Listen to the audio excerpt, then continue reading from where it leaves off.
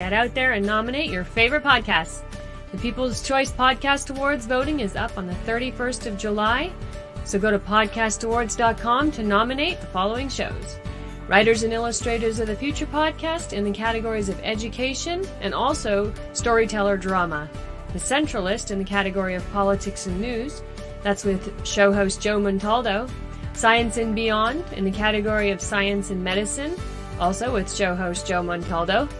The Outer Realm in the category of society culture, with show hosts Michelle Desrochers and Amelia Pisano. And the Pittsburgh Paranormal Chasing Prophecy in the category of religion and spirituality. There's another category that opened up for us recently, the People's Choice, so please select for this category as well. Go to podcastawards.com to vote for these 5 shows and any others you enjoy listening to. That's podcastawards.com. And remember, voting ends July 31st, so go ahead and get your votes in. Good evening, everyone. Welcome to the Thursday night segment of The Outer Realm with myself, Michelle Desrochers, and my little companion, Amelia Pisano. Look at her bubbly face. She paused. Anyway, we are broadcasting live here via the International Public Radio on United Public Radio Network, 105.3 FM from the beautiful city of New Orleans. Tonight's segment is fully sponsored by the amazing folks over at Folgers Coffee. So let's extend them a huge thank you. Tonight, we welcome Tom Conwell to the show for the very first time. I think you guys are going to love him. He's got all kinds of books out, and he's going to talk about them and the UFOs and their connection to earthquakes and how seeing them can affect people in different ways. So we're really looking forward to that. In order to participate in tonight's show, you're going to have to head over to the International Public Radio, UFO Gods and Extraterrestrials, and UFO Paranormal Radio Network YouTube pages. If you want a direct response, please tag Amelia only on the UFO Paranormal Radio Network. Don't forget to subscribe. So it's going to be a great show. Please settle in and get yourselves all ready to go. So here we go. We have a deep breather. I think that's Joe. Sorry, I'm getting down there. You know, I put it on high. I just needed a second for you. Sorry about the X-rated language. Actually, I was entertained, so don't worry. Oh, that's like a blooper. That's good. We have We're the only ones that can hear it. Bloopers. It's not funny. It's not funny. I just want to give you a quick intro for everybody who is listening, and it's good to have you here. UFOlogist Tom Conwell has been an electronic technician with the US Navy and Honeywell Incorporated for 42 years. A Honeywell Temperature Control, fire alarm, and security software specialist, Biomedical Engineer, is Fire Level 2 certified. Can you move in with me? Fire Level 2 certified. I'm afraid of fires. Metrologist, study of measurements, and an HVAC engineering resource. Tom has a wide-ranging expertise with keen awareness for physics, computer and internet software, and a broad knowledge of electronics and how it intersects with the paranormal world and the UFOs. This is exciting. I can't tell you. I have such a fear of aliens. It's not funny. So this is going to be really good for me. I do not. So I'll leave that right there. Yeah. Yes. So tonight is actually more so about UFOs and your book titles, They Are Here. So I'm assuming we're talking UFOs, or are we, talking in a way about extraterrestrials who really do exist here? So I always start off with humble beginnings. So how did you come to decide this is going to be your thing? When I was a lot younger, I was always interested in the UFO field and in astronomy. And I looked into that for a lot of years, read a lot of books about astronomy. And but then, of course, life got in the way. I had kids and worked for Honeywell and the Navy. And so I really didn't have any opportunity to get outside of that realm until I retired. And I retired approximately 10 years ago. And my first thing that I did was I joined a paranormal team and had an opportunity to lend some expertise in electronics to the people on the team. and I was on another team, and I guess to make a long story short, I also transitioned into ufology, It's the usually study of right. UFOs. Hmm. So, in order to cut my bones, I guess you might say, in ufology, I wrote a series of blogs. And these blogs, I wrote about 35 of them, I guess. And each one was anywhere from 1 to maybe 4 pages in length. Mm. And what I wanted to do was to get people who were not interested, or had great doubts that UFOs even existed, and to try to convince them that this really they do exist. So I wrote about, from the viewpoint of, what if we wanted to go to their planet versus them coming to our planet? What Mm. kind of problems would we have to solve in order to pull that off? And every little aspect of something that we would have to solve, such as um, being able to levitate, rapidly getting into space, all of those things, I had to make a list of and describe some of the ways that we can solve those problems. And that ended up being my 4th book. Because what I had to do after writing all those blogs of different subjects is write intros between the blogs. Right. And once I did that, voila, had another book. So that worked out pretty well. And then when I got into ufology directly, then I started to write my first book, which was about UFO sightings, based on the National UFO Reporting Center. Directly behind me is a map, and that is my UFO sighting map. Wow. And there's a lot of pins in there. Yes. And I went with each particular sighting, got rid of the ones that were nonsense, and That's a lot of pins, Tom. yeah. That's a lot of sightings. That's a lot of sightings. You don't even know the half of it. No, I want to hear all about it. Even though you see nightmare. even though you see the pins and you see the sightings represented by each pin, if you look closely, there's big pins there too. Each big pin is 20 little sightings. And it got so bad when I went to the West Coast, back here, when I got to the West Coast, that I had to make each pin equal 100 sightings. Wow. Yeah, Wow. it's just a crazy a thing. Oh And my God. these are not all of the sightings in the U.S. These aren't all of them. These are about approximately half, I guess. Well, the So you're- reported ones, how many go unreported? A lot, and there's been estimates that it's 1 in 10, but that number is a whole lot worse than that. It's probably 1 in 80. Wow. Really? You're going to perforate that map. It's just going to fall off. It really wasn't realistic for me to incorporate all the sightings, so I had to cut back on which ones that I was posting, and it was a struggle to put this map together. Let me tell you, it took me a whole year. Wow. I can imagine. A lot So of work. what makes you differentiate between the ones that you just tossed aside?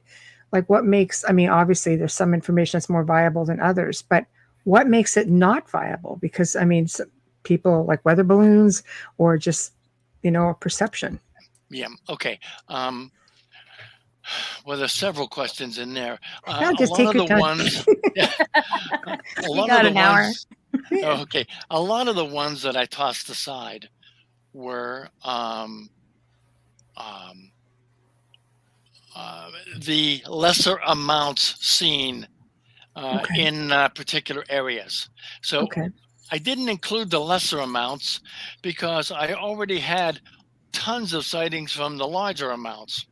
And I knew that was already going to fill my map. All right. That's the first part of the question. The second part is when I discarded sightings, I discarded them because some of the sightings were just lights in the sky. Well, you can't prove what's up there if all you see is a light. So I pretty much discounted all of the lights in the sky. The ones that were that people claimed were one thing, and then they wrote, "Oh no, what I saw was something different." They couldn't make up their mind, so I almost had to disregard those. There was a bunch that obviously described something that someone was looking at with a lot of poor background, such as a meteor. A meteor goes flashing across the sky. Well, it's not a UFO; it's a meteor. Right. You know, and then people would see something in the sky is really bright, and it's there in the sky, and it's moving very, very, very slowly, and it's still there in the morning. Well, they're probably looking at a star. So it's that kind of thing. I was able to eliminate probably 30% of the actual sightings. Wow. That's a lot. That's a lot. But I do understand, because sometimes, I mean, technically anything flying around that you don't know what it is unidentified flying object, right? Technicalities. Okay. So, with that being said, you've put together this map. What is your objective? Like, what do you want to get to a point with all this? That it's full, that it's, where are you going with it? What's the ultimate? Okay. Well, when I first started doing the map, I didn't know what I was going to see. I honestly didn't. What I was hoping to do was to get little areas that maybe stuck out from others that I could go do a public talk on. To some anomaly, in other words.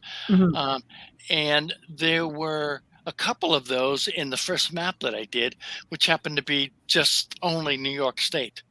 And I thought, geez, it would be interesting if I did a couple of more states. So I was going to give a talk in Pennsylvania.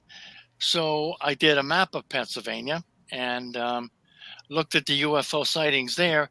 And there was some pretty interesting areas that stuck out that I couldn't explain. Once I realized that I had that kind of an issue, I knew what I had to be doing. I had to do a big US map, but I didn't want to, because I knew I was going to be involved for a whole year putting this stupid thing together. I mean, it was just, it was awful. It really was. Right. It's So a lot of work. I hit the no return point when I started my second book. My first book was about the East Coast and all UFO sightings on there. I still hadn't done a map of the East Coast, but I wrote about it. And then I started doing the central US, and all of a sudden I realized that I was leaving too much information out by not having a map that I was referring to and looking at all of the various anomalies, because I wasn't going to see the anomalies until I had a map. And I had to do the map. So that's when I started. I started with my second book, and then went back and did the rest of the map, the East Coast, to complete the first section of the book. It was a big job, very tough. I'm even considering doing something else along that line for more recent sightings to see if there's any differences. But there were probably 100 different areas on this map that I thought were unusual. And how far back did you go? Sorry. Pardon me. I'm sorry. Go ahead. Oh, sorry. How far back did you go? You say you're looking at more recent ones. How far back into the past did you start? Okay. I went from 2001 through 2015. Okay, so 15 years. Oh my Yep. gosh. That's That's a lot. substantial. That's a lot. Yeah, That's a that's lot of sightings. substantial. Yeah. I love that you have the pins on the map, because I think for a lot of people, when they hear a percentage, it's like, yeah, whatever, like 60%, 70%. But when you see it, you're like, holy crap. Yeah. Exactly. That That's there's a exactly lot. why I did it. Yeah, it's quite an impact. I'm a Yeah. visual learner, so for me, that was brilliant. It's quite an impact when you see it like that and go, like, how is it possible that so much of the West Coast is covered in pins? And that's a good point. What makes, in your experience, what makes one area, what is it about this area, for example, that makes it worse than this area? Is it like, Yeah. you know, old ancient sites? Is it Just like, more is there anything accessible from specific about water? one area as opposed to another? Yeah, well, Yeah. yeah, I'm not the expert. Oh, Okay. me. Neither That am I. that was the subject of each of the books that I did. They Are Here series. What I did was I looked into each particular area, and I looked at all of the different things that could perhaps encourage a different civilization to look closer at what it is that we're doing in that particular area, and that would include things like Native American populations, because there's a lot of talk that the Native Americans um, have links to UFOs and to other civilizations from thousands of years ago. Well, then there's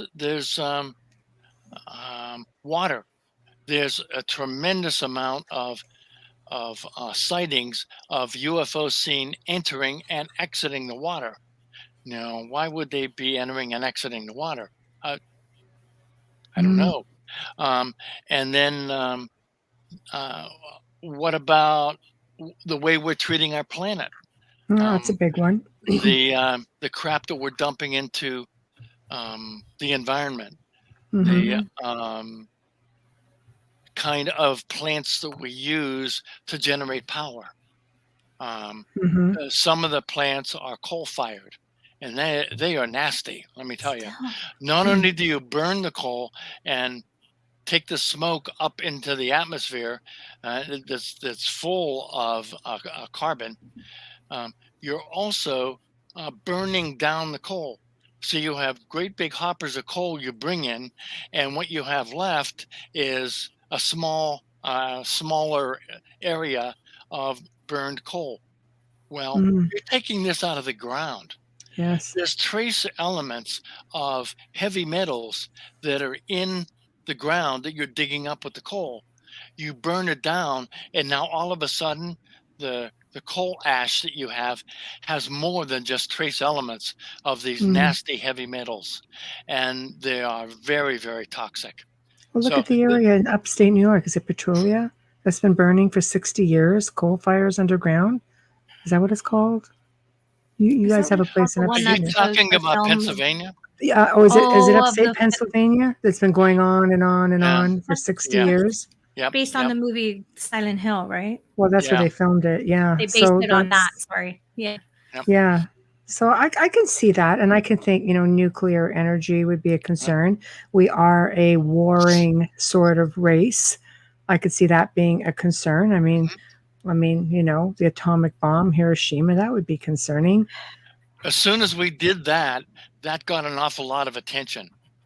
And I believe that's probably what seriously spiked the UFO sightings. And they figured that they better learn about us darn quick. Because if we were close to being spacefaring, we were going to bring our warlike ways along with our nuclear weapons up into space.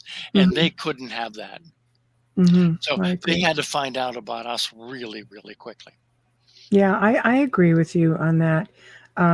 Do you put any merit into the theory that we are already in space? A lot of people believe that the government actually has a fleet in space. Oh, they probably do.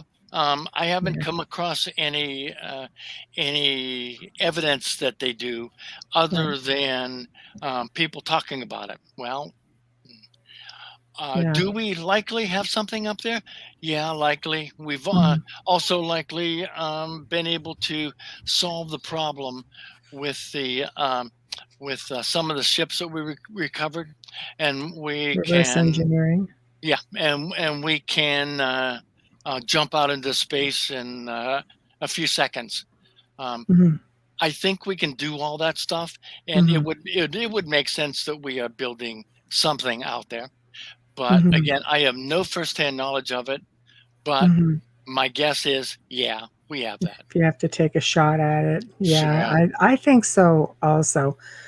I guess which brings to the next question with your thoughts. Some of these sightings, do you think they are all, let's say, extraterrestrial, or do you think some of them are ours?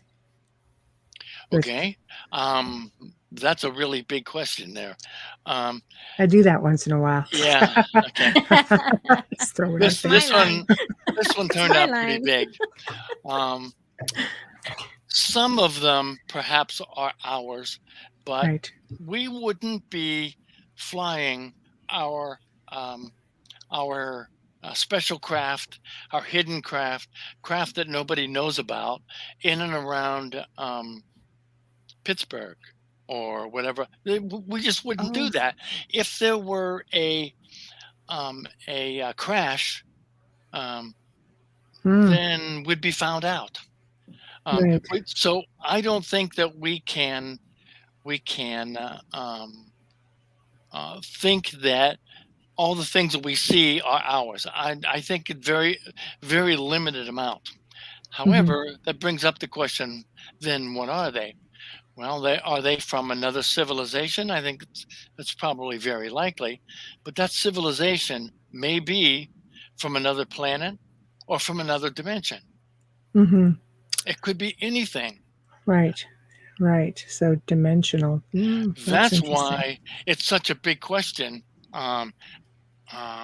You could get the right kind of a guest on, and they could talk for 3-4 hours on dimensions. And we don't know a lot about them, but we're certainly learning, and we're trying to learn very quickly. So you see, we see enough of them. Do you think, are they coming from space, or are they here already? Like in our oceans, in our mountains, walking among us, as some people think. Okay. Yes. Well, All of the above. I like it. You don't want to phone a friend or anything? You're pretty sure of that? All of the above.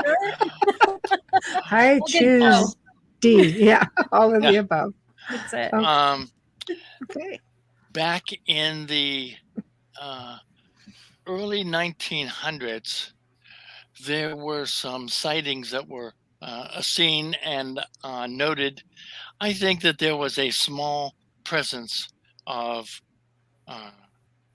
other civilizations' crafts in and around our environment, whether they were living underground, underwater, in orbit, whatever the deal happened to be. They were definitely there. Once we lit off a few nuclear weapons, and the visitors realized that we could be a real threat, then I think that's when everything ramped up, and they sent lots of representatives to our planet, and those representatives had to find a place to live, and most of them lived. I believe most of them lived underwater. Now, that makes sense. There are some of them that live underground, and these are the ones I believe that the government is actually working with. And there are others that are living perhaps on one of the close-in planets or asteroids or something like that, because it happens to be handy to be. And maybe the moon. There's a lot of speculations about the moon. Yeah, I believe, as far as the moon goes, that there was a civilization there a lot of years ago. But I'm not convinced that I'm not really convinced that they're there any longer. Um, Okay. I think there may Oh, have been some sort of skirmish or something like that, Mm. because some of the people that have come back from there have described their stories about seeing wreckages and things like that. Right.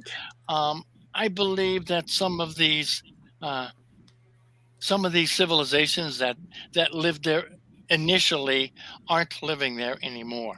Now they may have moved internal to the moon. That's possible. Yeah, because I mean, here we are as explorers exploring the moon because it's the most accessible to us. It was doable, right, to be able to land on the moon. And then all of a sudden, nobody's on the moon anymore. It's like, right. there's not, right? They're not doing anything with the moon. Oh, that's a great Why, point. why wouldn't you? When it's the closest, it's easiest to colonize, you would It, think.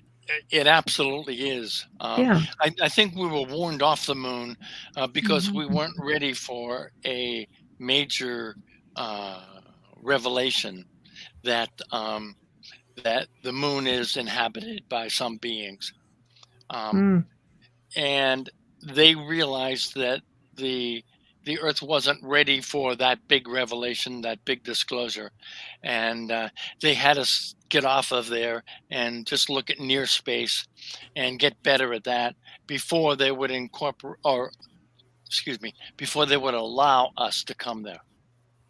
right.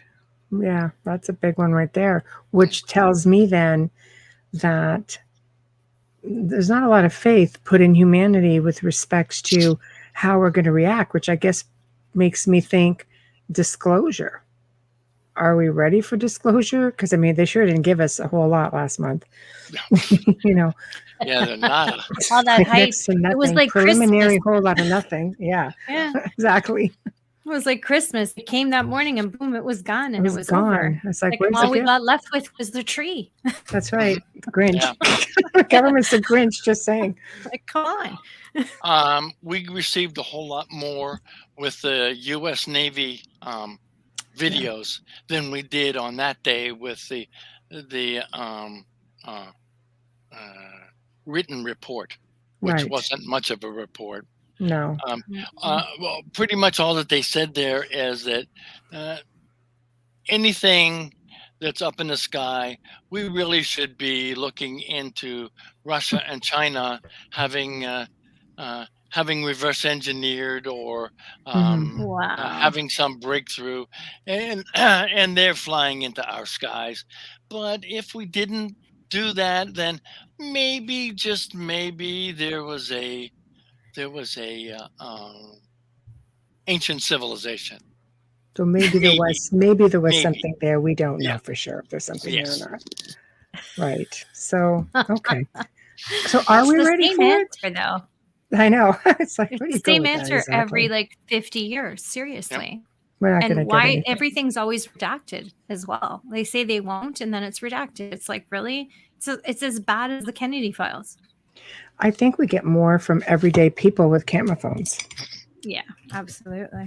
but they seem to take it very well. Like, do you think people are ready for any like a type of disclosure? I think I'm ready because they don't bother me at all. I'm pretty comfortable with it There's a now. lot of people that are ready. There's a lot of people who aren't ready. If you look around and if something traumatic happens, watch the reactions of people. The ones that overreact are the ones that aren't ready. Right. That's pretty much it. And there's probably, well, there's definitely an increasing percentage of people who are being turned on, ascending, if you will. Right. And So waking up. this group of people is absolutely ready. They know what's going on, and Right. they're ready and primed. But Right. there's a whole lot of people who, well, aren't.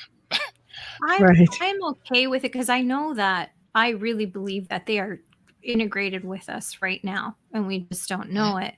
My Oh, sure they fear, are. Yeah. my fear is like anybody's natural fear of the unknown. Period. Like I never know this doesn't exist. I talk to dead people.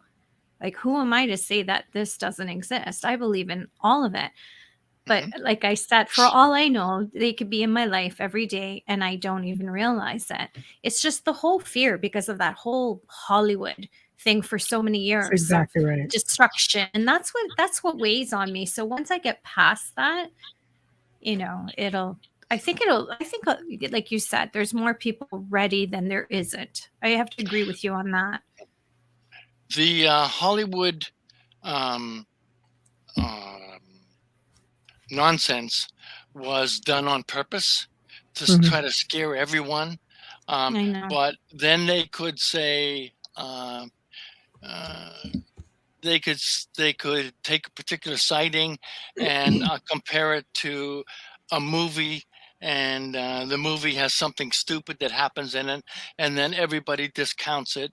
And if it actually makes it to the TV, then it'd make it in the last minute and a half of the TV news program, and everyone would leave laughing. Right. That's how it was portrayed. They're sort of doing it again, though. Do you think that disclosure is the beginning of, let's say, false flags, fake wars, instill more fear? Because we've become so relaxed with it all now. Yeah. With sightings, everybody's got a camera phone, right? So everybody's got one of these, eyes on the sky. So what happens now? People aren't afraid. What's the next step to maybe instilling more fear, keeping that control? If that's the case, then the false flag thing would be a natural extension. Yeah. I don't think that's going to happen. I think that we're going to find out that the government knows some things, that they're going to be showing more and more videos that are. But it's aggressive videos. Like they're either being swarmed or they're being chased. Like you don't hear any stories where maybe it's benign. Yeah. Like they're showing this like an aggressive edge to it, Yeah. Well, first of all, it's not aggressive.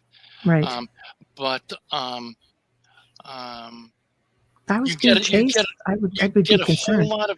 You get a whole lot of people now on social media who will talk about threats and things like this, even though there are no threats.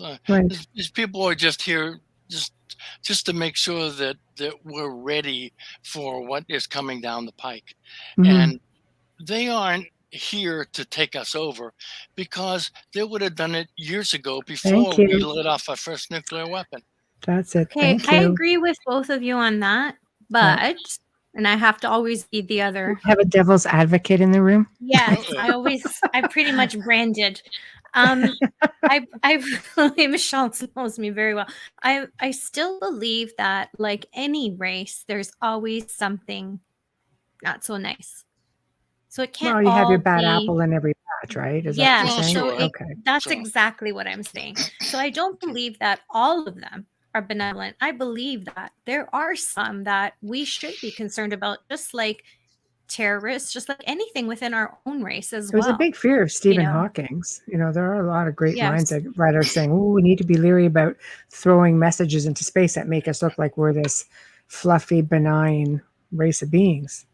Yeah, but let me throw something out about that too. Okay. They already know that we're here. They know what we are. They know everything about us. Right. So to send a message out into space, they'll go, "Those idiots are at it again." Why are they wasting their energy? Yeah. They don't care. Tesla was brilliant. He spoke to the dead, not to the. Well, he actually built the machine to speak with aliens. He called them Martians, and it's believed that some of his technology came potentially from some of the messages that he received. I read that recently. I was just like, I believe that. I love him, but it's so sad what happened with him and the government, but that's another show. It's another show. That's a whole other show. Yes. Tesla's a whole other show. So let's maybe hit on, obviously there's a lot of people out there who do have sightings. And you mentioned that sightings do affect people in different ways. What can you just get into that a little bit? Because I've had sightings like much of my life, and I'd find myself actually looking for more sightings. I grew up north with beautiful crystal clear nights, and we didn't have satellites then. I'm aging myself, and maybe there's one or two, but nothing that you couldn't, no space station, nothing like that. So, No. Okay. Oh, I thought you froze. No, I was waiting for the question to end. I'll I try actually to thought keep it them was shorter going to go next on a little time. more. No, well, this is very round table like. It's not like we're not drill sergeants. We're not so. drilling you. We're just discussing. That's all. Okay. What were we talking about again? How does it affect people? How do you think Okay. sightings affect people? Yeah. Well, I can probably tell you this. I did not have my first UFO sighting until after I saw my first ghost. And that was after I retired. Interesting. So I was well into my 60s at that point. And I, even though I believed in UFOs, I saw nothing. Even though I looked, I just nothing. And I saw several ghosts along the way during paranormal investigation. And it was at that point that things started happening around me, that I became aware of things. I became aware when I walked into a room if there was perhaps an entity there. And it was around that point that I started speaking to the sky. I would go out front and sit on my porch and look up into the sky and say, "All right, I'm ready to see you. I think I've advanced to the point that I'm ready to see one of your ships. So if you could show it to me, I wouldn't object." And it happened that easily? You're going to have multitudes of people. That's all it takes. That's what CE5 is. Okay, explain CE5 then. It's pretty much the same thing. All right. So I was dying to see something. Right. It was about that point at which I had evolved into ufology and wrote my first book. I was just about ready to send it in for publication, and I went outside one last time and said, "Guys, my first book is going to be published tomorrow. Now would be a good time to see a UFO." So I went back in. I was doing some work on my computer, and my wife called me and said, "Go out back real quick, look up in the sky." So I went out back and I looked up and I saw this orange ball of fire that was floating across the sky. Wow. And it was just the oddest thing I've ever seen. And I said, "That's moving way too slow for a meteor." So she said, "Okay, another one's coming." Well, at that point, I ran from the backyard into the front yard because she had a much better view than I did. So I ended up seeing 9 UFOs that night. That were 9 that happened to be, that happened to be balls of fire. And it actually looked like, if you were to take a Nerf ball, you guys know what a Nerf ball is? Yes. Okay. You take a Nerf ball and you soak it in oil and then set it on fire. Right. It'd be a ball of burning whatever. Okay. Yeah, like a That's comet. what it looked like. That's what it looked like. Wow. And coming from the back of this, if you did this with a Nerf ball, there'd be a long trail of smoke. With what I was seeing, there was no smoke or noise. Yep, nothing. And this is Nothing. upon request, basically saying, I'm ready to see you. Pretty much. This was within 2 days Wow. after I had told them that I was ready to see something. Okay. So then at that point, I couldn't take my eyes off the sky, and I was Right. looking just constantly. Well, I wrote my second book, and just about the time I was ready to send something in, I sat up front and said, "Okay, guys, my second book is due. I sure would like to see something." So then I went back in and started working to finish up the book. And lo and behold, let's see, that was the one that we were on. My wife and I we went on a bus trip, and I saw something in the air in New Hampshire at a resort. It was a bright flash of red, and out of this bright flash of red came this white streak that just went just straight out, and it moves faster than anything I've ever seen in my life. Wow. Well, I knew that that wasn't a um, a meteor, because it would have been moving in, number one, the opposite direction. Number two, it probably would have had a decaying orbit, like coming towards the Earth, instead of perfectly straight and not decaying at all. And Mhm. it most likely wouldn't have been moving that quickly unless it just skipped off the atmosphere. But that wasn't a meteor that I saw. That was Mhm. something that probably entered a portal of some sort and appeared in our 3D environment. So that was number two. Number three, I was writing my third book, and I was working nights. And one morning, we had to go into work in the daytime for two areas because we were doing fire alarm testing, and we couldn't get to those areas at night. So we went uh, into work during the day, and I saw this red light. It really looked like the top of a of an electrical tower.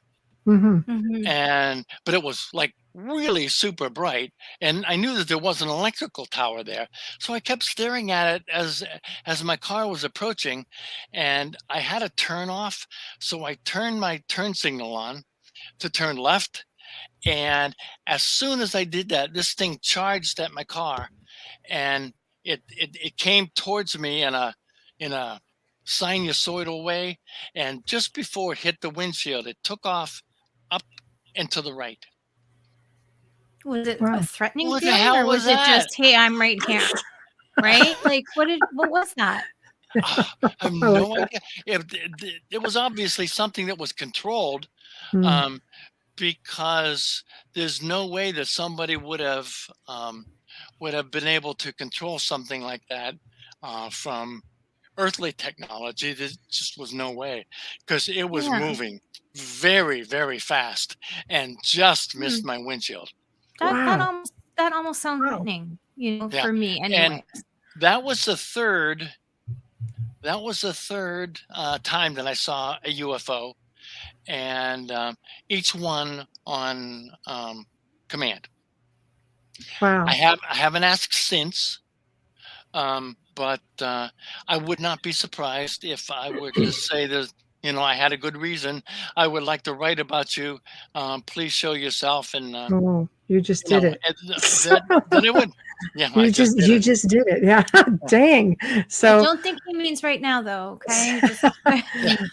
so I guess that leads me to ask you, so if they come so easily on request, are you ready for contact? Because you've seen the craft. Would you be ready for contact, like a dialogue, and just to see what it's all about, get some answers? imagine Yeah, that book. yeah. I've had several other things happen to me during sleep, that were unusual, and people said to me that I had a meeting with an extraterrestrial, but I don't know. But they do come in know. visions. Like, allegedly, they will give you a vision to communicate that, right? The one time I found myself walking down this path in the woods, and I could feel the leaves under my feet, and I turned the corner, and there was a ship right there, and a guy outside of the ship, and this guy was made out of light. He wasn't like a flesh and blood kind of thing. He was made out of light. And he invited me on his ship, and he told me that he needed my energy to fix his shipmate. And so he had me go onto the ship, and I stood there for what seemed to be about 2 minutes, and then they said, okay, it's time for you to leave. I left, and the next thing I knew, I woke up in bed, and the first thing I did when I woke up in bed is I reached down for my feet, because I would have sworn that they'd be wet and there'd be leaves attached to them. That's how real this dream was. Wow. Yeah. I guess it's trying to determine, was it a dream or were you really there? Yeah, maybe it was a dream. I can't be sure. And another time I woke up and ran to the window and looked up, and I saw a great big long line of UFOs just sitting there in the sky. A long line as far as my eye could see. That was a vision. Can I ask you a question? Do you live in a room? Oh yeah, you go first. No, it's okay. No, I was just wondering if you live in a remote area or if you're in the city. I'm within the city limits. Okay. I'm not in a remote area though. Okay. Curious, yeah. And when they made this request of you, was it the way we speak, or was it telepathically? That's a question I always ask people who've been contacted. I honestly don't know, but they did tell me. Okay. And I couldn't see the guy's lips moving because he was nothing but light. Right. Yeah. So it was telepathically. So thought base. Yeah. It's not like you just knew he was speaking. Yeah. Okay. That makes total sense. I find it interesting that you had your first sighting after you stopped, researching ghosts, or before. Or was it before or after you saw your first ghost? A lot of people seem to venture into the field of ufology from the paranormal. I myself have done it, Do you think there's a connection? Yes. Yep. The connection is interdimensional. Right. If you were to go out to a lake in the early morning hours and look at the water in the lake, it's like glass. It's just perfectly still. I've always liked to do that with when we visited friends and I was a young boy, and I would go out and sit there and just look at the water. It was just very relaxing. Now, if you were to take a boat and drive by this area where you're looking out, and it's just like glass, and you run this boat across, it would create a perfect wake, and this wake would come in, and you'd see the water coming in towards you, and it would hit on the shore, and the wake would reflect off of the shore and go back out towards where it came from. The ships that come to our planet are utilizing dimensional travel, if not other travel. And when they jump into a different dimension and fly here, they create wakes in these dimensions. And I believe that what's happening is the wakes that they're creating within the dimensions are generating things so that whatever may happen to be within the dimensions can now cross over into where we happen to be. Like, as my producer would call it, a dimensional bleed through, perhaps, just coming through. A bleed through that could be a bleed through, sure. Yeah. That's one way to look at it. Mhm. I don't know if I call it a bleed through, but I probably call it more of a door opening. Right, it's a portal. Yeah, but Right. I actually believe that's sort of what's happening there. They just slip in and out of different portals. And yeah, I believe, there are power spots all over the world. Stonehenge, for one, the ancient pyramids. It's not out of the norm that there would be many other places like that for extraterrestrials to just pop through. Oh, sure. That there's lots of things that are creating these portals, and I believe that some of them are related to the water. They're either underwater or they're because of the energy of the water, something along those lines. They are utilizing water. Maybe because they'd be able to breathe a little bit better as well, harness the energy and the darkness, perhaps, because I've seen and read that the sunlight affects them. Could be, maybe they come from a planet that they are water beings anyhow, and True. that's where they're comfortable. Yeah. I don't know. I really wish I knew. How many races do you believe there are for aliens? Okay. Well, this is a guess, and of course, again, this is one of those questions that can go 50 different directions here. Yeah, we won't hold you to anything. We don't have concrete proof. Yeah. We're just curious because we ask everyone, just to see if anyone knows anything different. There are 200 billion stars in our own galaxy, our Milky Way. And there's probably 3 to 5 planets attached to every single star. Wow. Every one. Wow.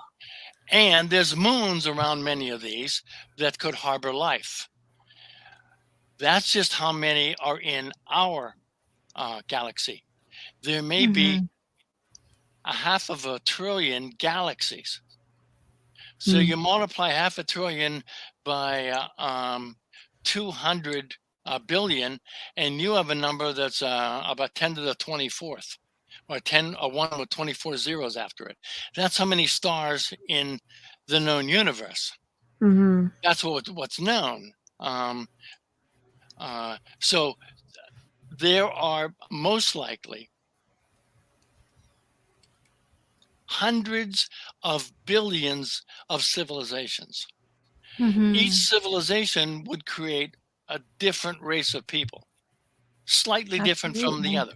Okay, so that's how many there are, because every race creates something different on within their own planet. So there's a whole lot out there. Thank you for answering that, because a lot of people will answer it like generic, like 7 or 10 or whatever's on the internet, but you gave us something, real to think about. Thank you. So do you think that we are descendants of, I guess, Martians, like from Mars? They seem to be finding structures that are a little bit questionable. Do you think they would have run into some trouble at some point and we sort of ended up here? Are we descendants, perhaps? Maybe. I don't know. Again, this is one of those things that there's just no direct answer for it yet. And if there is, it's being hidden from us. Absolutely. I agree with you. So let's get into earthquakes, UFO connections, earthquakes, and volcanoes. There's a lot of, film footage out there of UFOs going into volcanoes or UFOs showing up around earthquakes. Some people will argue it and say, no, they're called earthquake lights. And, what do you think the deal is with that? I know you've been doing research on that. Yeah, that was my most recent book. Oh, fantastic. Excuse me. Earthquakes and UFOs. And the fun thing about that book, there's... Ah, very nice. There we go. What it looks like. Great. Everybody see it? Yeah, we see that one. See it. Okay. I love the cover. Love it. Yeah, I had a friend from Ireland do that for me. Beautiful. And she gave it to me for free. So I Oh, owe her that's big time. awesome.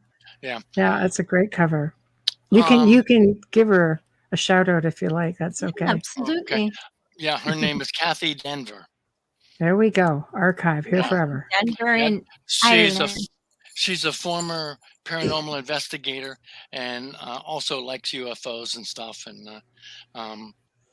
And she dabbles in graphics. And she always wanted to do something like this. And I gave her an opportunity, and she jumped at it and said, let me do one for you. So bang up job she did too. Yeah. She did a beautiful job. Yeah. She did a beautiful job. It's an honor I've done one cover, and it's an honor to do that. Mm-hmm. So I think she's thrilled. Kathy Denver, Ireland Graphics. Mm-hmm. There we go. Put that out there. So tell us about the research, your theories. Okay. I started out with the premise that UFOs are greatly attracted to larger earthquakes. And when they occur, there's going to be a series of sightings in and around the major earthquakes. I knew it was, and I just set out to prove it based on the databases. So I got a hold of the database from the National Earthquake Center and for the National UFO Reporting Center and compared them. It took me about 2 years to compare all of the graphics of one compared to another. And I took little windows of time, like 5 days, 2 days before, 2 days after, and the day of the earthquake, and looked at whether there was a collection of UFOs in and around the earthquake. Well, I went through 23 of them from 2001 to 2015. And I found, you see my hand? Zero. Yes, really? None. Nothing that I would say that there are UFOs attracted to earthquakes. Wow. So I thought, I know that they have to be. It just didn't seem logical that they weren't. So I advanced my time frame. I went 5 days before, 5 days after, and a day off, and that's an 11-day window. And I still found nothing. Wow. Nothing. No direct correlation. When you have a large earthquake, you get a bunch of UFO sightings. A few that were close, and maybe you could, if you only looked at 1 or 2 of these, you may be able to make a correlation to say, oh yeah, they're there. But with all the data that I had, I couldn't make that correlation. Jesus. So what I did was I put all of these maps that I created.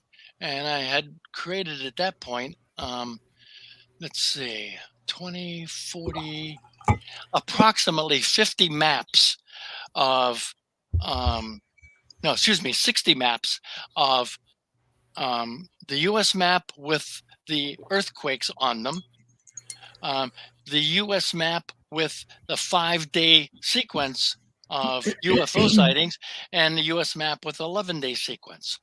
And I put them out on a page of paper and stretched them out and looked and tried to come up with some correlation between the two. No correlation. I have Nothing. to wonder if the frequency of an earthquake, sorry, Tom, if the frequency of an earthquake affects them vibrationally, and that's why you have less No, I don't know why. I Who don't. knows? Yeah, I'm Um, just wondering.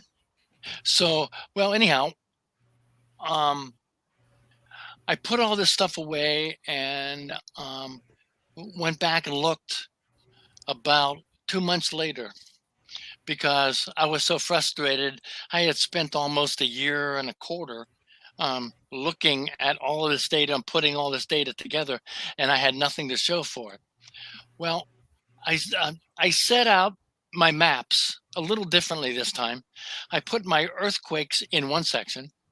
I put my 5-day windows in a second section, and I put the 11-day window in the third section. And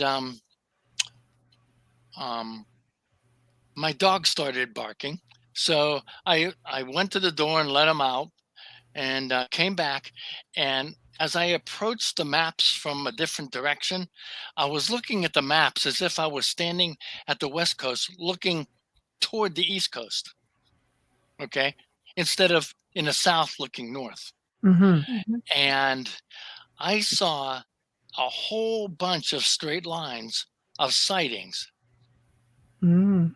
Okay. Why would we have straight line sightings at that point? Because you go to the 11 day, I went back down to the 11 day and looked, and now they were just all over the place. But the 5-day one was just a short enough window that I saw these lines Mm. within the maps. Mhm. Well, that got me going. I couldn't account for them. Mm. Had no idea why. I thought, well, geez, if they're an advanced race, they are going to have access to advanced computers, and they wouldn't have to go over the same area back and forth over and over and over again. Because all Mhm. they have to do is go over once. They have these supercomputers. They just put it on the hard drive and look at it whenever they want. So that can't possibly be why they're going back and forth. Something was changing. Every single week, something was changing. So what was changing? Well, it wasn't the minerals underground. They're locked in place. It wasn't the water, um, because the rivers are still there. Um, it wasn't uh, uh, it wasn't the pollution because the pollution was always there. Um, so why would there be this kind of a rapid change that they would need to go back and forth over the same areas within the country over and over and over? And Mhm. it occurred to me that the only reason that that might be true is that what might be changing might be the people. Mm. The people were awakening. And I couldn't be certain because I wasn't sure at that point what awakening meant. Mhm. So I got 10 or 11, no, excuse me, I got 16 people, um, my friends from across the country. Um, I'm sure you girls know many of them, if I were to tell you their names, but I got them to describe to me what awakening meant to them. Mhm. What does it mean? Exactly what's going on during this event. So I took all of those things and put them in the back of the book. This is my description of what I think is happening. These are the descriptions of what awakening is, and then I concluded the book with with my thoughts around that. But Mm. that's all that I could come up with. Hmm. The people are changing. The people are awakening. And I feel that pretty solidly Mhm. because I found that happening to me. And it happened within a 3-year period. And all kinds of stuff is happening now to me again. And you get a whole lot of stories in uh, some of the some of the groups on Facebook where that occurs with people. So Mhm. Yeah. An awakening, enlightenment, evolution. Yeah. Yeah. Ascendancy, whatever you want to call Yes. it. Yeah. Hmm. Right. So it's nothing specific like they're attracted to seismic, No, like nothing. It's no. nothing else. It's just people around the areas maybe, but it's the people. So It's the this would people. be a global effect then because people are Yep. awakening. Yep. Fascinating. Globally. I Fascinating. have just happened to find out in the United States, this is what was happening based on the data that I came up with. Hmm. See, Right. I have an issue with. Ugh. Say it. No, my thing is the thing that always goes through my head, because I've spoken to people who've been abducted and everything, and all the ones that experience pain and fear. Like, I wonder why, if they're supposed to be a race of kindness and assistance, why are There they are some that hurting? have good experiences as well, though. Yeah, but sadly, we hear more negative than we hear positive. Now, are you talking about people that were abducted? Yes, Oh, okay. All right. Yeah. absolutely. That's a little different story. Okay. But the people that were abducted are people who were, well, taken out of their home. Hmm. Of course, they're scared Hmm. Yeah. and they're frightened because they think they're being challenged. But what's actually happening to them? Well, Mm. they're being looked at physically. Some of them are being used for their eggs, Mhm. others for sperm. They're creating another race of people, and that is a frightening aspect. So Yeah, that's of why course they're it is. frightened. You're That's why violated. they're frightened. Yeah, Yeah. that's why they're frightened. Well, maybe they're evolving our own species too. People look at it as well, they're evolving their own. Maybe we're the ones who are trying to evolve. Maybe. Maybe they know Yeah. something that we don't know. Let's face it, I think we are a species that needs help. We're aggressive, we're angry. As humankind, we don't really take care of our poor or our sick the way we should. We are destroying the planet. We're always fighting. We're power hungry. I mean, as a race in general, and a lot of these beings are supposed to be. I mean, you have like I said, the bad apples in every batch, But on a whole, there are some people that believe that they're pretty benign. Maybe they don't interfere, but maybe they are trying to just evolve us a little bit. I did a bunch of interviews of people that were abducted, probably about 30, 35 in that range of people that told me they wanted to tell me their story. And in every single instance, the person who was abducted thought they were um,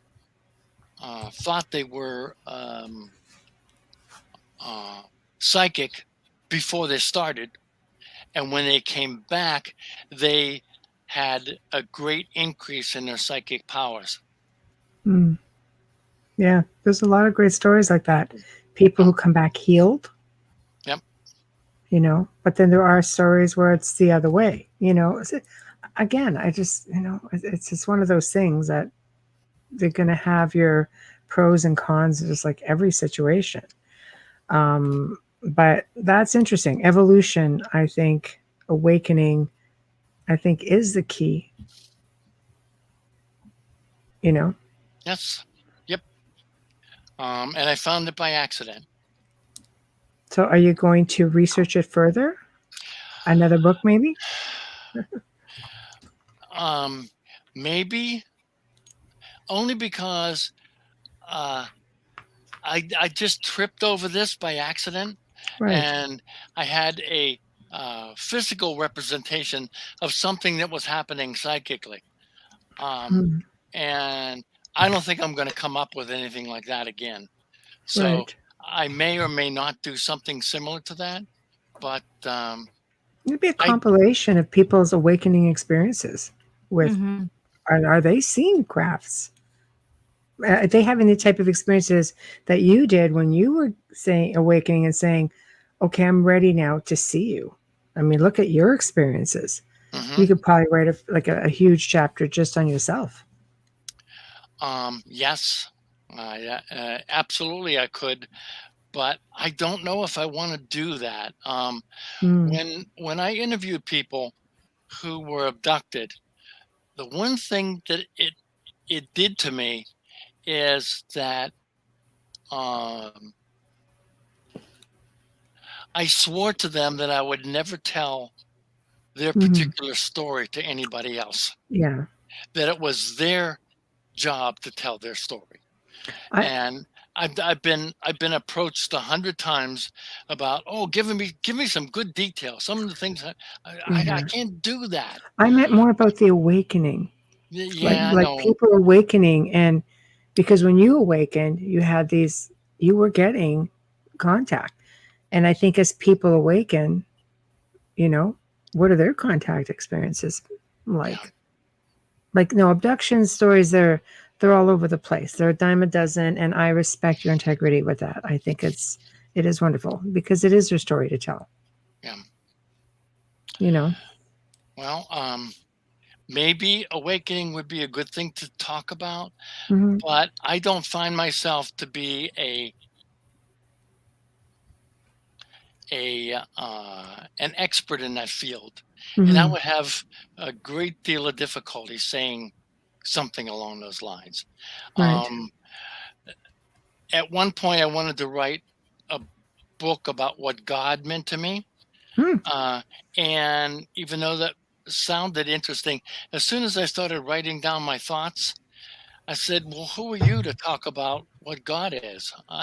It's one of those things. I want to talk from a position of knowledge, and oh boy, I'm a fish out of water here. No, I don't think you are. I think that if you were to recount stories of awakenings, you would probably be able to help in awakening even more people, and B, help those that have awakened understand what's going on. I feel like maybe God's using you as a tool to do this. Maybe the ETs are using you as a tool and a guide to bring this across. I'll have to do some thinking on that. Things happen to me early in the morning, so I'll see what kind of messages I get, and let me know. That is interesting. Okay. That is interesting. Yeah, let me know. If you're getting into, ancient knowledge, it was believed that there were many gods, as per the Old Testament, and that it went back, like 10, 12, 14,000 years where they're finding ancient civilizations. Do you think that maybe some of these gods that the ancients speak about were maybe extraterrestrials that help mold a civilization? Yeah, some of them were. Yeah. But when you have these civilizations that were highly advanced, Yeah. I don't know if I could say that they needed gods at that point. Right. And maybe they were the extraterrestrials. Yes, exactly. So I'm not sure of that. I don't. Yeah. It's a fascinating concept, though, think.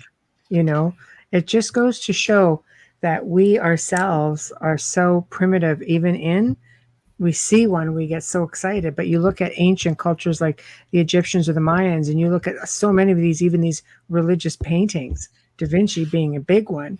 There are pictures of UFOs, they're illustrated and painted right in these iconic paintings. So they were seeing stuff. Sure, they were. Yeah. So Amelia, you need to do it. Yes, I need to do our station ID. Just for Make our sponsor happy. Okay. Absolutely. Right now, you are listening to The Outer Realm with Michelle Desrochers and myself, Amelia Pisano, and our special guest tonight, first time ever, and hopefully comes back again, is author Tom Conwell. And we are in New Orleans live on FM on 105.3 FM. And we are United Public Radio, Gods and Extraterrestrials International Radio. I think, and Yeah, that's close International enough. Public Radio. I think so. I know. I And know. tonight and every night that we are on air, we are fully sponsored by the good folks at Folgers Coffee. Thank you so much, Folgers. We truly love you. Thank you for your We support. do. We do. Okay, I sorry. love those cups. Thank you. Aren't they great? Oh wow! Folgers loves us. We love Folgers. Wow. Boy, I should go in the other room. I have a great big box of Folgers K cups. Oh, gee, see, you should have brought it on board. You'll know for the next time because you are coming back. So Okay. You'll know next time you come, you make sure you have them by your side. that's it. Do. So please continue on. I think we were talking about the ancients and, their depictions of that they were seeing something back in the day, Who knows? Now the people from back in the back after the last ice age. This is Yes. like 4,000 or 5,000 years ago. I think from there to pretty much the present, there was an occasional sighting in the sky, but I don't think that there was a whole lot going on.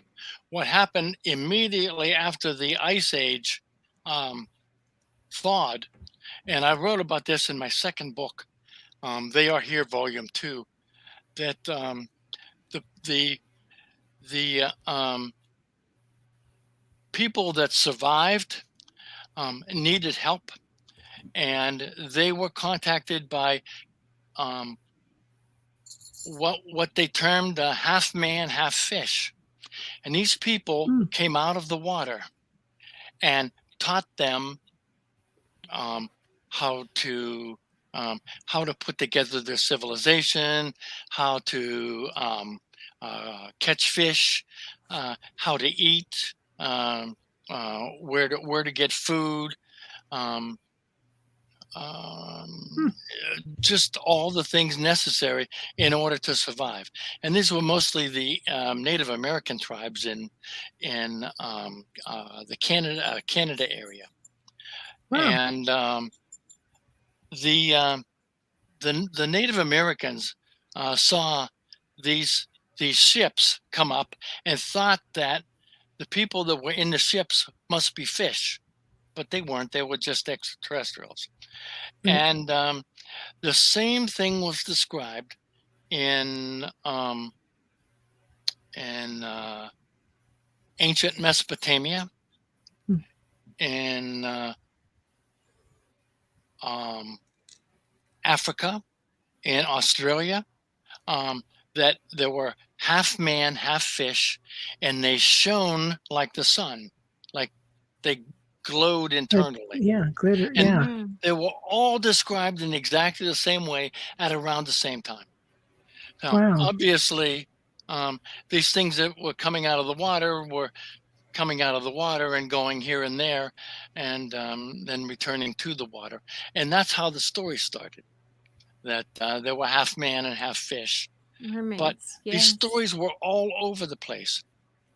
Mhm. Everywhere within the United States of America, there were you're going to find a story, especially told by the Native Americans, that they had help, Mhm. and this help was by either half man, half fish, or ant people who came out of the ground to help people. them. Yeah, the Oh my Hopi gosh, speaker. yeah. Yes. Could these beings could they be from the water, half man, half fish? Could they be these mer people that so many people claim to be seeing? I It's a- don't know. It's a curiosity, isn't it? Yeah. I have a little bit of a problem calling them mermaids, Right. or anything like that. But Right. What could they be if they're from another planet? Might they be amphibians? Possibly. Yeah, possibly. Yeah, not so much like mermaids per se. I know recently there was a documentary that was released, and I guess they were deep sea, and one of the deep sea cameras caught what appeared to be a large tail, but they caught almost like a human hand, but with webbed and a spear. And I'm thinking that's deep sea, Yeah. and it's sort of left scientists going, "We What got the nothing." hell? I Yeah. know. Yeah. We Where's call them Disney mermaids Pixar? or Yeah. mer people because that's our we're being Yeah, linguistic but it with doesn't. what we have, but maybe there is another name for it. Yeah. Boy, Yowie. Yes, here we go. Okay, we need to know names and what type. Let's see that little fur Here's a baby. puppy. Yeah. Make your debut. That's gone. that was Chrissy. That was Chrissy's Aw, 15 minutes so of fame. cute. There we go.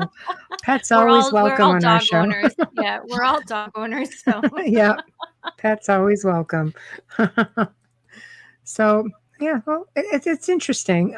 There are so many stories that have subterranean beings that come up. We've had guests on the show talk about beings that, there's stories where people go in and they go into the mountains, for example, and they're exploring, they're caving, and all of a sudden they just disappear and they see things like cities, and they walk in a little further to explore, and it's like that portal closes up and they're just gone.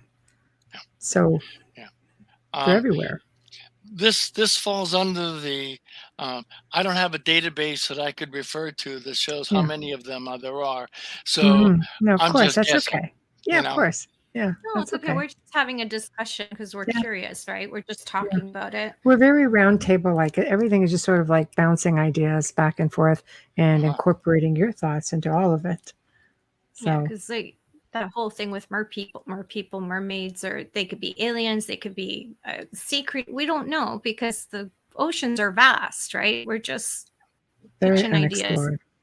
Yes. Yeah, the story that I like the most is the one out of Lake Baikal in Russia, where the some of Russian divers went down into Lake Baikal and saw these things. They were described as almost lizard-like, and they had these strange things over their heads that allowed them to breathe. It's very weird, but that is a group of sightings that you can almost take to the bank. You say, now that is probably a real story that's coming out of there. In the 80s, I think. What they saw was something very real. And that's the one that I'd like to sit down with those people and chat with them. Yeah, because it's a military story, I believe, the 80s. And there's a section of that lake that is so deep that they believe there's a base there. I found that story to be fascinating as well. They're not going to just make it up or say, because they lost people. I believe they were attacked, if memory serves me right. It's the deepest lake in our world. Yes. Yes. That, of course, doesn't count the ocean, because there's some areas of the ocean that are far deeper. But yeah, that makes for some interesting thoughts. Doesn't it, though? Lake. Yeah. Yeah. There's Russian scientists that learned how to summon UFOs, much like what you can do, actually. Without physics. I thought it was pretty exceptional and rare, but apparently you're saying, no, it's going to happen. You don't even have to be a physicist. It's amazing. Yeah, if you have good intentions, just go out and look up to the sky and just let your intentions be known. Right. That's simple. All you need, and it works. It won't work like mine did, because mine I was outside asking once a day for about 6 months. Wow. And then the first one happened, and they happened like pretty quickly afterward. But it may take some time for whomever's receiving the messages to be able to tell what's going on with you. Michelle, are you psychic? Yes. You are. Okay. Well, Amelia mentioned that she was. Yeah. So if you were to go out and make your intentions known and say that you aren't looking to get ahead, or you don't have any ill thoughts, and just put your thoughts out into the universe, that's all that's necessary. You'll see something. Mm-hmm. Yeah, I'm Interesting. good. Amelia's a But chicken. thank you. I'm Yep, very much a chicken. I am. Now that's all that CE5 is. Okay. Thank you. So just I will think about that. I will seriously think about that. I don't have any recollection of ever seeing or any contact, but it doesn't mean you haven't had any from what I hear. But Yeah. I sometimes I wonder if it's my fear and they're just keeping it from me. So some people see them pretty regularly. Other people don't and want to. Do you think it's because they're looking for something in specific, or because let's face it, like why not just drop down so everybody can see you if you're trying to come forward and disclose yourself? Wow. I really don't know if there is an answer to that question.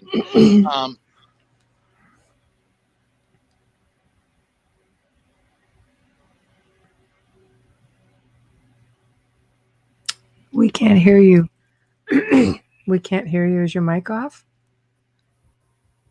It could be on the screen. Just It could be unmute on the at the screen. bottom. I do that all the time. You may have clicked the button. Yeah. You see at the very bottom? Oh, There okay, you there we go. There you Okay, go. so maybe unmute that and see. You mute. Okay, can you speak again? Should be okay. Yeah, we can't hear you at all. All of a sudden, you just disappeared. Somebody's trying to keep him quiet. Yeah, who's trying to keep you quiet? Who's trying to keep Can't you hear from you. talking to us? Yeah, we're not Hello, hearing can you you. hear me? There you we go. are. Yes. All right. Okay. I This accidentally mute my mic all the little time. thing here. So. Yeah. Oh, I Yeah, know. I've done it. It's okay. Mhm. Yeah, as you were saying. I don't remember. What was I saying? You fit in so well. It's not funny. Yeah. As to why some people see them and why some people Oh, yeah. don't. Okay. Yeah. Let's see. Why do people see them? I think that they're ready to see them. And I also believe that the extraterrestrials know who's ready to see them and who isn't. If that even makes sense, if it's even possible to show themselves to somebody standing on the sidewalk and the person standing next to them can't see them. I hear all kinds of stories like that.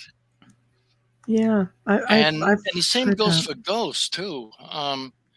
Yes. Some people will see ghosts, and the other person just hasn't a clue that they saw something. And Just not open to it. That's true. That's true. Yeah, you're either open or you're not. Yeah. Yeah.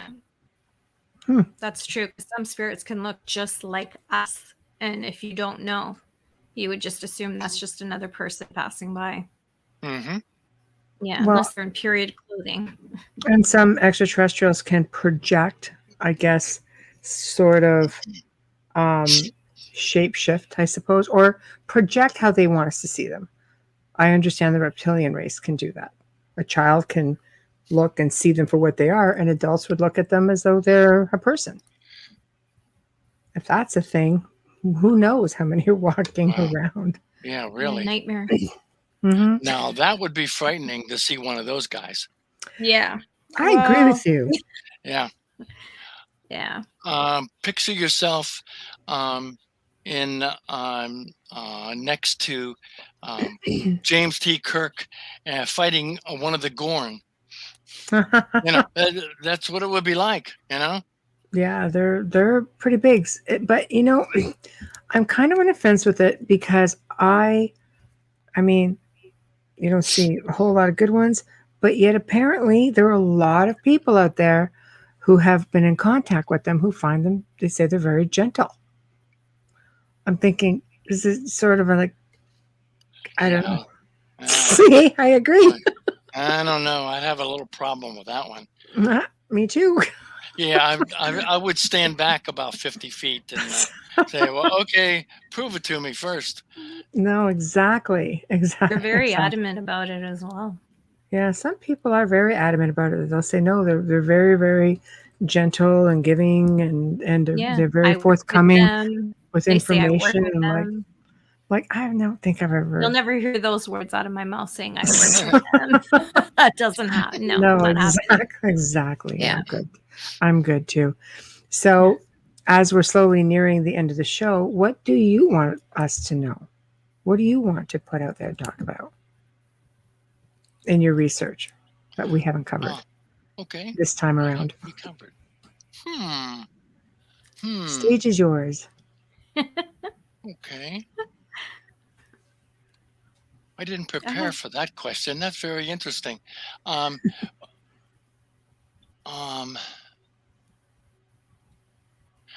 I believe that the smoking gun in ufology is contained within the databases that house the sighting reports.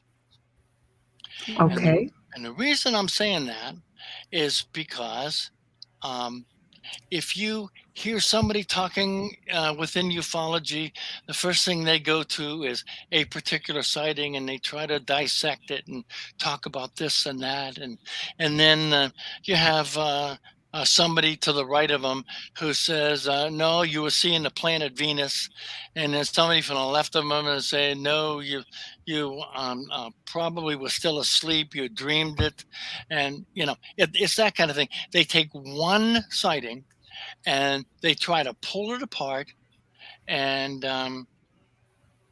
make it not real. I get it. Yeah.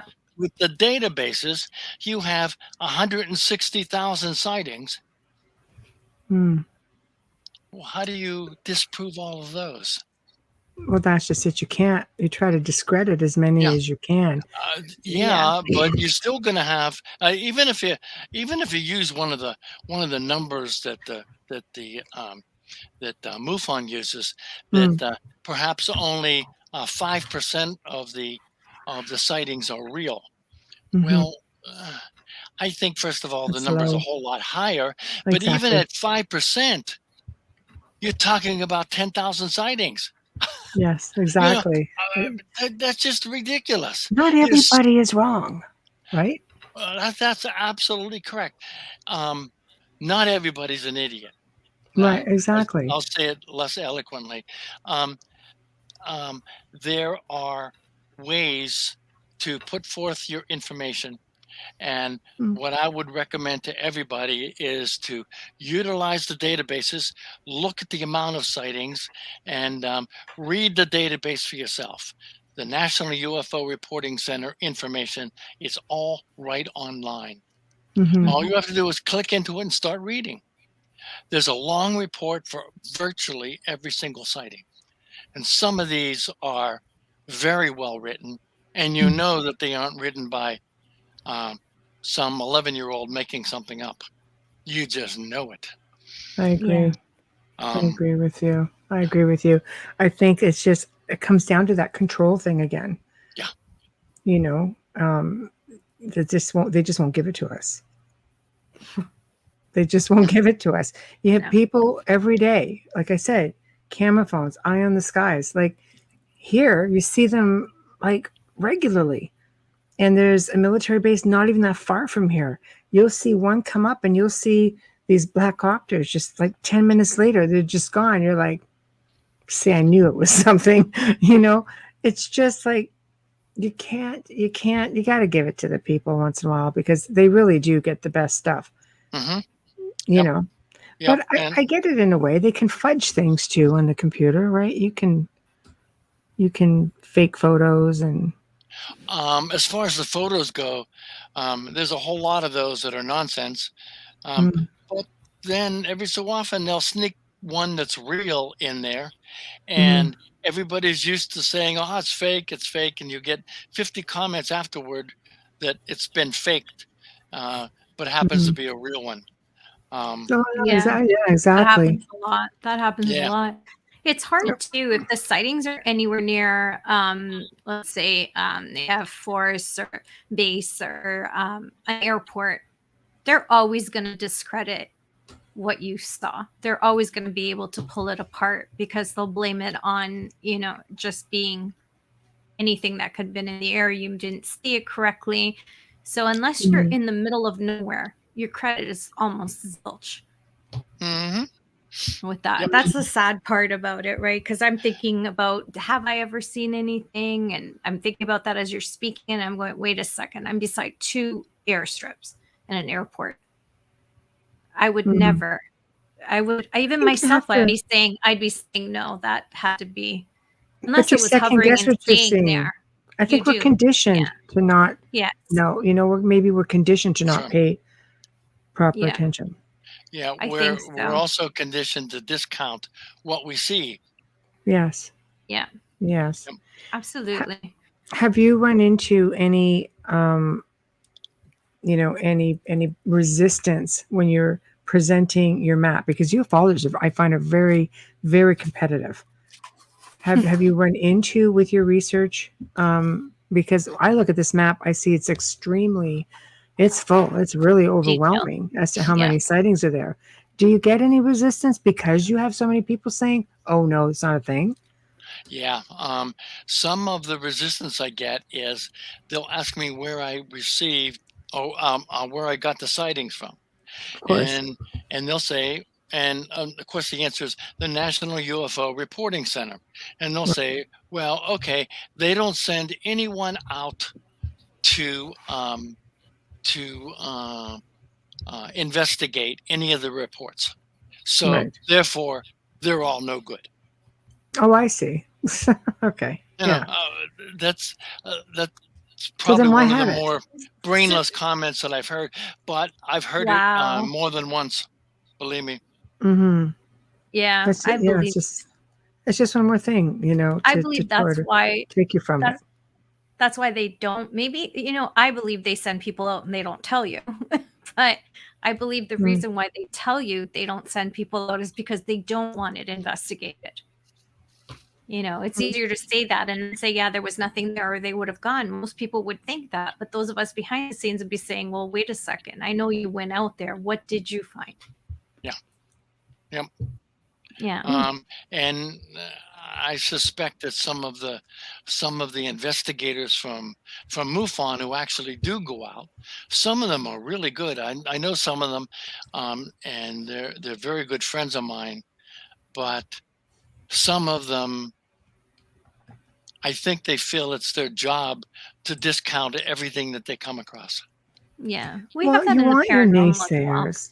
Yeah, Yeah. it's true. I mean, everybody, you have to go through the process of elimination to a degree, right? Sure. And see what you're left with. But some people do go overboard. They Yes, really they do. do. Yes, they do. And that's in any field, It is. right? So, Mhm. well, we are nearing the end of the show. So this is the part where you promote yourself, you promote your books, if you have a website, anything you have coming up. Okay. Well, my name is Tom Conwell, and I write under Thomas W. Conwell. My books are all available on Amazon, Okay. Amazon.com. You can search for my name and the name of the book. That's usually the best way to do it. If you put both in there, the names of the book are They Are Here. It's volume 1, volume 2, and volume 3. Mm-hmm. Going Interstellar, which is about the physics involved in order to keep these crafts in the air, and Earthquakes and UFOs. I do not have anything planned at this point Mm-hmm. because there has been a lot of conferences canceled, and Yes. I've sort of backed off from doing any of that for a while. But Yeah. I'm going to start looking. But now that there's a Delta variant out there now, I'm wondering It's a if I different should let world. that try to pass, Yeah, Oh it's a my different gosh, world. I understand. But for those who are listening, Tom is back on the Outer Realm on November 18th. We're booked again. I can't wait. So I that will had be so fun. much fun with you. Oh, thank you. Thank you so much. And I'm sorry my questions were so long. I'm a rambler. So I just do. But I thank you for joining just us. just at one time that you asked me a question, I expected it to be longer, and you asked me a short one. So you threw me. Now you're ready. You've been through the rehearsal and Yeah, you're that's great right. for November. That's right. Now I know. I'm French, so That explains a lot. yeah, we're pretty laid back here. Mhm. What is that behind you, Michelle? Which piece? It almost looks Like like I said, we're pretty laid back, round table. Like all we're missing is the wine. So I think you Yeah, didn't yeah. hear him. He's asking you Yeah. what's behind you. What is behind you? It almost looks like there's Oh, a she's got to come back oh because she's probably had a drop. Which one? The chain meal? it almost looked like a coffin. Oh, she has coffins. I don't know if it's in that room. I Okay, have to well, ask Wayne. my Oh, goodness. Wayne says, great show again. Thanks so much, Tom. Great listening to you and all your information. She'll be right Thank you. back. She'll be right back up. But yeah, she has quite an extensive collection of medieval pieces Oh, okay. in her Okay. home. And her home was built in the 1800s. So Oh my when you go goodness. in there, it's stunning. It's a beautiful, beautiful home, manor. Mhm. There, can you hear us, Michelle? Can you hear us? Yay! yes. Okay, he I just don't know. All of a asked sudden, everybody was behind gone, and you. I'm like, wow. No, So Tom yeah. just asked what's behind you, and is it a coffin? And I go, which Oh. piece? Oh, I do have a lot of I guess they're called medieval revival. So instead of being from the 1400s, they're still a couple of hundred years old, from probably 1800s.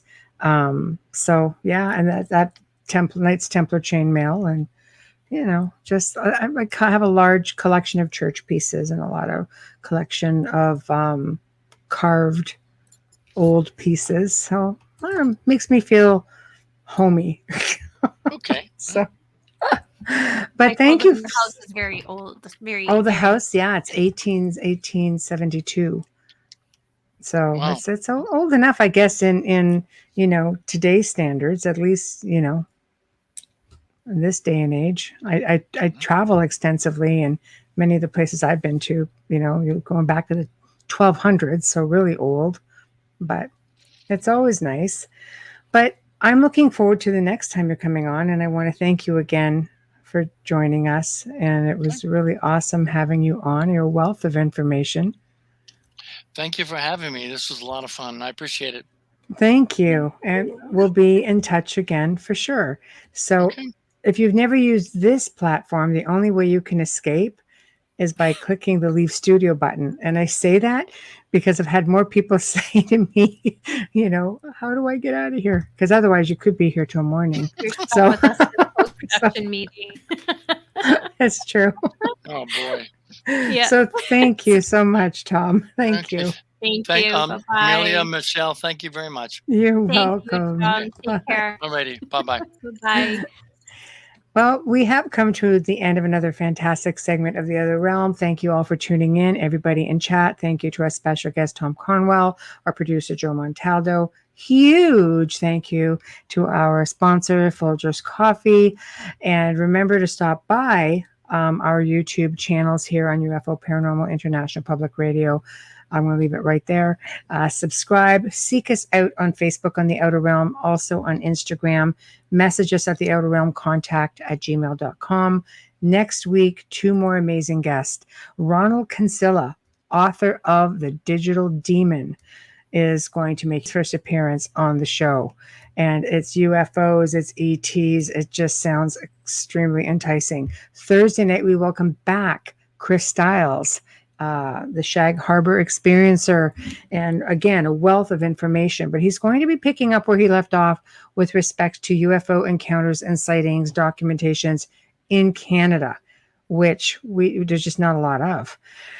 So while we do that, please don't forget about us. We've posted on some of our Facebook social media. Podcastawards.com finishes July 31st. So you only have a couple days. So please find us at the Out at Realm under the social and culture category.